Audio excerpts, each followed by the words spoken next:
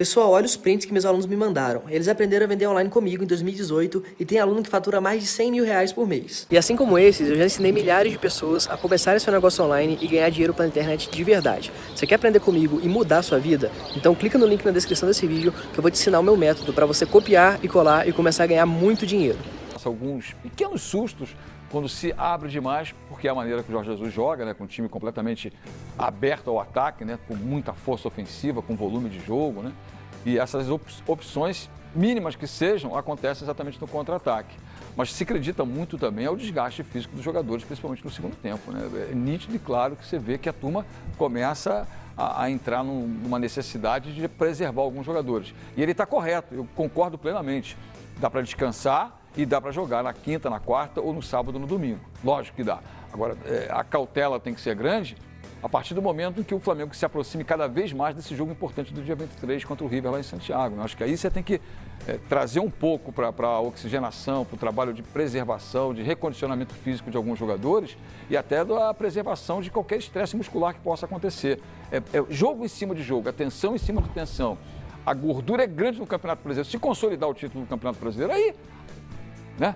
Deixa para lá. Que briguem os outros pelas vagas na Libertadores, para fugir do rebaixamento. O Flamengo consolidado com faixa e caneco de campeão, pensa só na Libertadores. Mas até lá, eu acho que ele está correto. Eu caminho nessa ótica. Está dando certo até agora, está vencendo. O Paulo Lemir, ele não tira, é impressionante, ele não tira o pé, né? Não tira o pé. Não tira o pé. Depois do jogo, ele foi cobrar alguns jogadores. A gente tem imagens aí, olha. O Jorge Jesus, ele entra em campo, né? Já é habitual isso, já é de costume. A gente está vendo mais uma vez essa defesa impressionante aí do Diego Alves. O menino está vendo os 47 Pois é, mas ele não deu foi tempo de jogar, mas deu tempo de tomar. Quando termina o jogo, ele já está maluco, dando um monte olha, de... eu sinceramente, assim, é muito questionável, né? Você não concorda muito com esse comportamento, né, Paulo? Eu não concordo. Ele chamou o Vinícius e chamou também o Gabigol, conversou no pé do ouvido dos dois. Porque é uma molecada, tá bom, precisa de acerto e tal, mas eu acho que é uma super exposição desnecessária, entendeu? Quer dizer, é o personagem que ele criou, né? Ele criou esse personagem e ele fortalece isso. Você acha que isso é um personagem mesmo ou é o jeitão dele? É o jeitão dele, mas eu acho assim, é a maneira de chegar e tal, olha só, eu não sei. Tá jantando. Porque você acha que se fosse... um Everton Ribeiro, ele chegaria dessa postura? Ele chegou no Gabigol. Ele chegou no Rafinha. Mas diferente. O Paulo Lima. Ele vai pegar o Gabigol depois ali, Paulo Lima. Cobrar, eu acho correto. O Flamengo Internacional na Libertadores, no Maracanã, ele bateu boca com o Rafinha. Sabe porque tinha um jogador expulso, foi confusão, foi diferente, não é um caso de acontecer o jogo. O menino acabou de entrar em campo. Eu concordo em partes com você, Paulinho, quando você fala que aí no meio de campo, depois do final do jogo, cabeça quente, pode ser uma exposição desnecessária. Não, eu concordo com o Paulo Lima. Eu também não gosto. Mas que ele bate em todo mundo ali, que ele chama qualquer um na chincha, até se o Zico tivesse ali, ele chamaria o Zico. Agora, eu tô com o Paulo Lima. Eu acho que é uma exposição... Eu acho que se ele fizesse isso com o Zico, ele estava demitido no dia seguinte. É uma exposição desnecessária. Ele tem um lugar para ele poder cobrar isso e não diante de 70 mil torcedores. Exato. Ele expõe o menino. Exato. Sem dúvida, eu não gosto desse tipo de atitude. Condenei quando o Cuca fez com o Luan, naquela eliminação na Libertadores.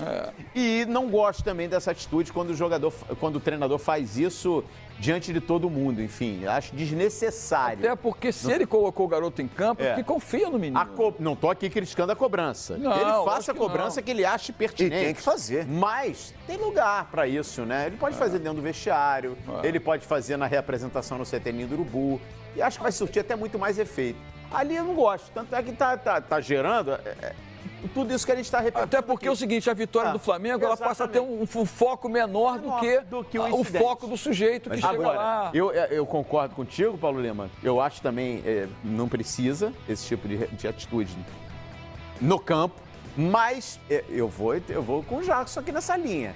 O Jorge Jesus tem mostrado personalidade e ele cobra o menino, ele cobra o veterano. Pegou o Gabigol, ele cobra o consagrado também. Gabigol aponta para o gol que o Gabigol perdeu. É indiscutível, mas é o seguinte, se você tem um comportamento desse com A, B, C ou D, como a gente está vendo, ele vai para todas essas coisas, ele caminha e discute com um, né? É o jeito dele, é respeitável. Eu não concordo da maneira como ele acaba o jogo. Quando ele acaba o jogo, ele não espera nem acabar o jogo. O moleque jogou 5 minutos. Lembra em Brasília?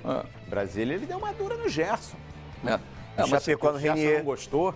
Então, É. aí você tem Os jogadores que... principais jogadores do time. mas aí você tem jogadores que têm um comportamento mais tranquilo. Outros Ele não né? seleciona, não. Ele vai de A a Z ali. E tiver que cobrar, ele cobra.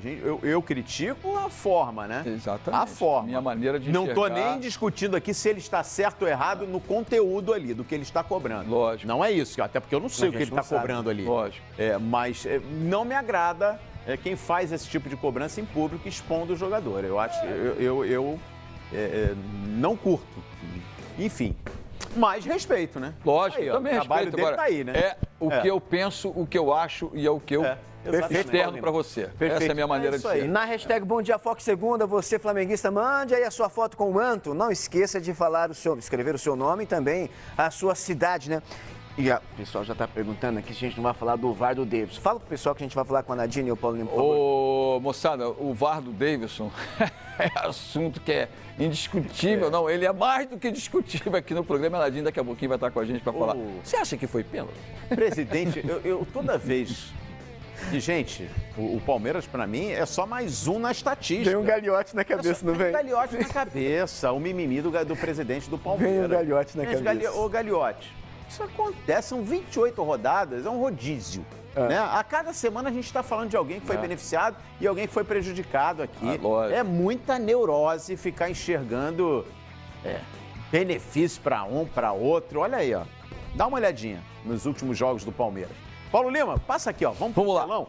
Porque esse jogo do Maracanã de ontem, ele registrou um recorde, viu? O maior público pagante. Pagante, superando até Brasil e Peru. Exato. Não estou falando de público presente, público pagante. Na temporada 2019. Final de Copa América, hein? Exatamente, vamos colocar aqui, ó. É um reflexo de uma bela campanha A que o gente Flamengo vai faz. colocar aqui os maiores públicos pagantes de 2019 no Brasil. Dá uma olhada. O Flamengo tem todos. Isso. O Flamengo está em todos. E o único jogo que não figura aí o Maracanã é o clássico dos milhões, né? Vasco e Flamengo em Brasília. Que o mando era do Vasco, né? Olha esses números aí, Paulo Lima. E lá embaixo a gente colocou o asterisco. Ó, Brasil e Peru tem o maior público presente da temporada. 69.968. Mas aí é Copa América. Exatamente. Só que, olha o público pagante daquela Copa América. Olha quanta gente entrou. Gente do céu. Quanta boquinha, Mais de hein? 15 mil Aproveitando pessoas. a gratuidade. Quanto ofício, hein? Que teve aí, gente? 54.584. Não entraria nem nesse ranking aqui, ó. Não, passaria nem perto. Público pagante. Isso aí é público pagante. Olha, o Maracanã tá Carlinhos, dando mas- lucro mas, pro ô, Flamengo. ô, Quem disse que o Maracanã não dava lucro? Não, mas isso falávamos sempre, gente, a casa do futebol, dos grandes clubes, ela passa pelos grandes centros e ela passa pelos grandes estádios. O Maraca está nessa, o Morumba está nessa, né, o Mineirão está nessa, né, enfim, o estádio do Inter, o estádio lá em cima, em Fortaleza, em Maceió, lá em Belém, né, quando você tem o clássico do Belém contra o Paysandu, sempre tem casa cheia. Mas o Flamengo sempre foi, né, um rolo compressor em termos de público. Precisava exatamente, novamente, ter esse Flamengo forte, consolidado e brigando por títulos em duas competições que são Brasileiro e Libertadores da América. Alguém acharia que seria diferente? De jeito nenhum. A massa vai mesmo e a torcida do Flamengo é isso. Sempre foi e não vai deixar de ser. Enche estádio, sim, é só o time estar bem. Isso aí é indiscutível. Olha aqui, Paulo Lima, vamos dar uma olhadinha na classificação, então, do Campeonato Brasileiro. Flamengo absoluto, né? Nessa estatística aqui. Só dá Flamengo quando o assunto é público. O Flamengo também manda na tabela do Campeonato Brasileiro. Mantém aí os 10 pontos. Infelizmente, de vantagem agora sobre o só Palmeiras. polarizou a briga mais pela Libertadores da América, né? Deu uma engordada Aí boa é que aí, tá, né? Paulo Lima. Olha aqui, ó. São Paulo venceu, o Atlético foi a 49 pontos. Já abriu, e depois de muito tempo, hein? Essa distância passa de uma rodada. Lógico. São Paulo, mesmo perdendo o clássico na quarta-feira, vai pegar o Palmeiras no Allianz Parque. Internacional e Corinthians vencendo seus jogos, o G4 vai ficar inalterado. Exatamente. E aí, Paulo Lima? E essa disputa aí por G6, hein? Quem é que tá mais ameaçado, Internacional ou Corinthians? Ô, Calheiros, eu vou te falar uma coisa. Eu acho que a questão até do G4, ela não está definida não, viu? Porque por mais que o Santos esteja esse espaço, né? Você falava do São Paulo em relação ao Internacional. Mas olha o Santos como tem uma gordura muito boa, né? Para a turma de cima são 7 pontos. São 2 rodadas, quase 3. Consequentemente, alguma coisa vai balançar nessa tabela aí. O problema todo é que Santos, São Paulo, Internacional, Corinthians, ao meu ver, e Grêmio, eles estão na briga pelo G4. Pelo G4. Pelo G4. Eu boto o Atlético Paranaense nessa briga. Não, mas o Atlético, tudo bem, a gente já sabe que está na Libertadores tudo da bem, América. tô falando em classificação no Brasileiro. Isso Eu sim. não descarto o Atlético Paranaense no G4, Mas com a bola que tá jogando o Atlético. E o Bahia também não descarto, não. Olha, o Bahia deu atravessou O o momento samba, tá entendeu? ruim, Acho que deu né? uma atravessada no ritmo. Acho que o maior perigo aí, o time que mais periga ficar fora do G6, já inclusive na próxima rodada, é o Corinthians. A situação do... O Corinthians vai encarar o CSA fora de casa, daqui a pouco a gente vai ver os jogos, né? Os jogos da próxima rodada. Paulo Lima, hoje, quem é favorito? Pelo que jogou CSA contra o Flamengo e Corinthians.